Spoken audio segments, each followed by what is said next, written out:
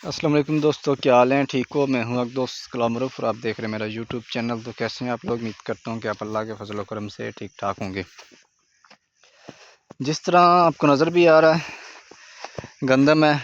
पंजाबी च गल करिए तो कनक कोर का पानी लग चुका, यानी कि पहला कोर रोनी तो बीजी सी, उस बाद फिर खाद पा के पानी लाता, कोर भन दी, यानी कि कोर का पानी लग गया। इस भी कोर का पानी लग चुका है, तुम देख रहे होगे।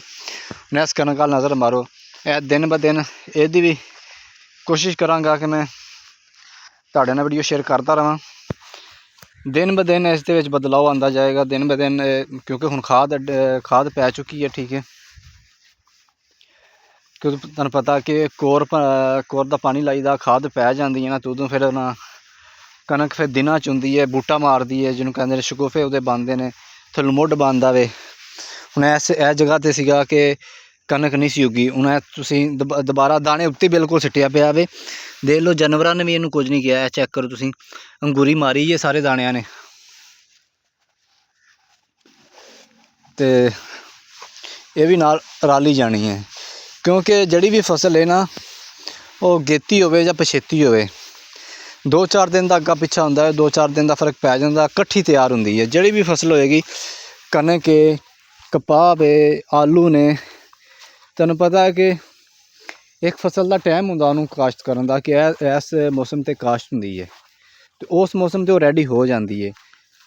तुसीं 15 दिन भी लेट एक चीज़ बीजी होएगी ना, वो हफ्ता बाद आके दूसरी गेती फसल तो हफ्ता बाद तैयार हो जाएगी, लेकिन तैयार नाल ही हो जाएगी। क्योंकि हर मौसम का मेरे रब की एक कुदरत है ना, जिहड़ी कुदरत का निज़ाम है, उसनूं जिहड़ा ना समझने वास्ते थोड़ी बंदा अगर करे ना, कि जिहड़ी फसल का टाइम है उस टाइम ते तैयार हो जाती है, गेती है या पछेती है।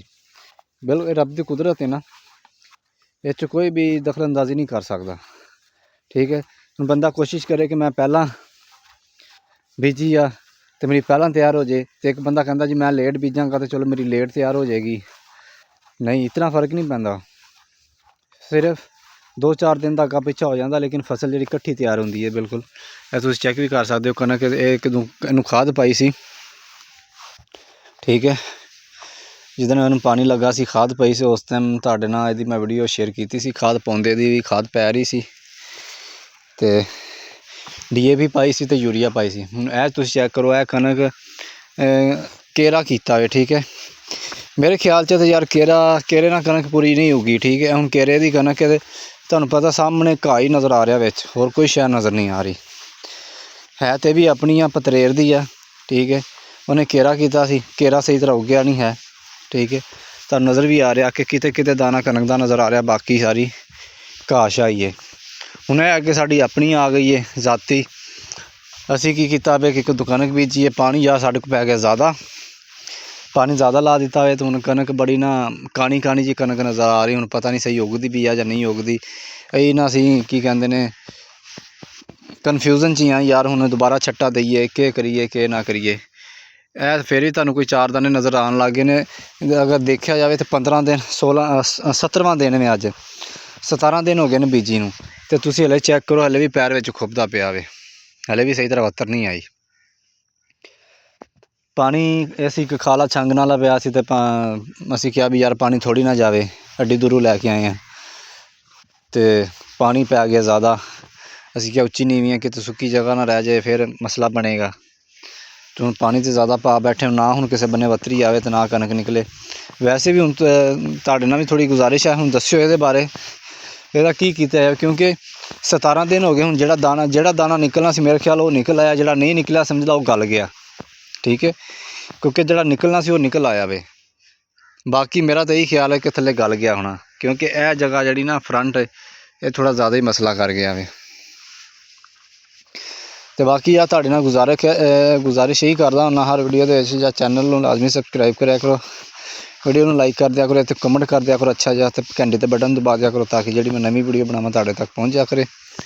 इसदी भी कोर बन दी है, तुहाडे सामने नज़र आ रही है। तुसीं 4 दिन बाद देखोगे कि ਇਹਦੀ भी रंगत बदली होएगी, बिल्कुल अलग ही नज़ारा होएगा इसका भी।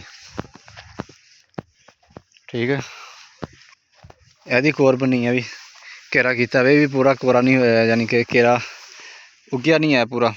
ਵਿਰਲੀ ਵਿਰਲੀ ਤੁਹਾਨੂੰ ਕਣਕ ਨਜ਼ਰ ਆ ਰਹੀ ਹੈ। ਇਹ ਚੈੱਕ ਕਰੋ, ਹੁਣ ਇਹਦੇ 'ਚ ਵੀ ਧਰੋੜੀਆਂ ਬਣੀਆਂ ਨੇ।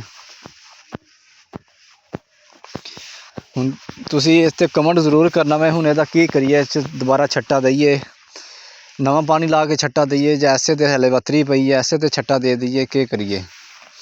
ਜਿਸ ਤਰ੍ਹਾਂ ਤੁਹਾਨੂੰ ਮੈਂ ਪਹਿਲਾਂ ਪਿੱਛੇ ਇੱਕ ਦਿਖਾ ਕੇ ਆਇਆ ਮੁੱਢ ਦੇ ਵਿੱਚ, ਉਹਨੇ ਉੱਤੇ ਉੱਦਾਂ ਹੀ ਛੱਟਾ ਦਿੱਤਾ ਵੇ ਅਤੇ ਪਾਣੀ ਲਾਇਆ ਸੀ, ਉੱਥੇ ਛੱਟਾ ਦੇ ਦਿੱਤਾ ਅਤੇ ਉਸੇ ਦੇ ਉੱਤੇ ਦੁਬਾਰਾ ਉੱਗ ਆਈ, ਦਾਣੇ ਉੱਗ ਆਏ ਨੇ ਉਹਨਾਂ ਨੂੰ, ਕੋਈ ਨਹੀਂ ਮਸਲਾ ਨਹੀਂ ਬਣਿਆ। ਹੁਣ ਇਸ ਦੇ ਬਾਰੇ ਤੁਹਾਡਾ ਕੀ ਖਿਆਲ ਹੈ? ਹੁਣ ਇਹ ਜਿਹੜੀ ਆ ਤੁਹਾਨੂੰ ਬਿਲਕੁਲ ਨਜ਼ਰ ਆ ਰਹੀ ਹਲਕੀ ਹਲਕੀ, ਅਗਲੀ ਜਗ੍ਹਾ 'ਤੇ ਫਿਰ ਹੀ ਨਜ਼ਰ ਆ ਰਹੀ ਹੈ। ਇਹ ਜਿਹੜੀ ਤੋੜੀ ਹੈ ਨਾ ਥੋੜ੍ਹੀ ਜਿਹੀ, ਇਹ ਨਹੀਂ ਸਹੀ ਉੱਗੀ, ਉਹ ਸਟਾਰਟਿੰਗ ਤੋਂ ਸਹੀ ਨਹੀਂ ਉੱਗੀ, ਅਤੇ ਇਹਦਾ ਹੁਣ ਕੀ ਕੀਤਾ ਜਾ ਸਕਦਾ ਵੇ। ਚਲੋ ਅੱਜ ਦੀ ਵੀਡੀਓ ਇੱਥੇ ਹੀ ਖਤਮ ਕਰਾਂਗੇ, ਇਨਸ਼ਾਅੱਲਾ ਕਿਸੇ ਹੋਰ ਵੀਡੀਓ ਦੇ ਵਿੱਚ ਦੁਬਾਰਾ ਮੁਲਾਕਾਤ ਹੋਵੇਗੀ।